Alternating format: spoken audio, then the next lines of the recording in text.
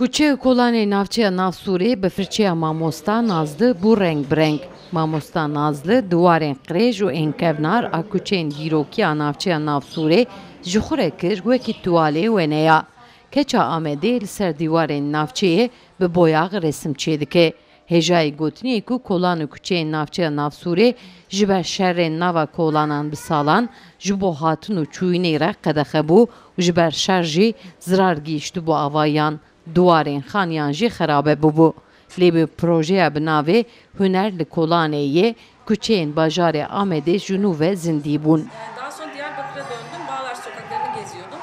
Min beriya niha li Stenbolê ev kara dikir. Duvre hatin bajarê Amedê. Min dît ku kuçeyên kevnar ên bajarê Amedê ji ber lênerînê xerabe bûne.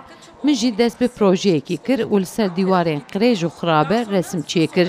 Vê şiklî min xwest ku psîkolojiya xelkê baş bikim.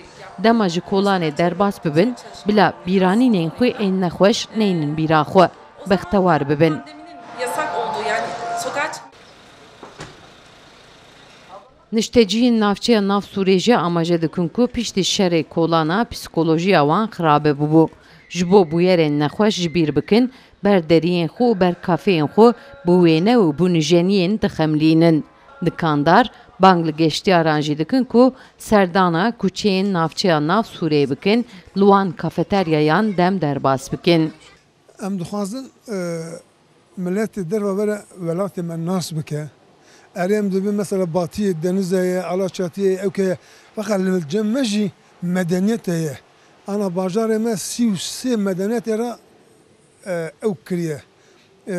İkametgeh Haja ême giş tarîxên giş kevinin erê deniza metine feqet van tiştê me kevine em dixwazin millet nas bike. Ji ber wî havê me van ewka hanî meydanê.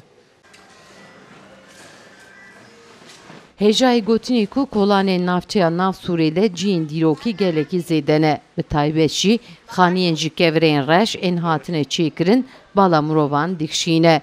Li gorî welatiyan bi xemlandina kuçeyan ciyên dîrokî çandî bêtir xweş xuya dikin. Sevda Kaplan, Kurdistan TV, Amed.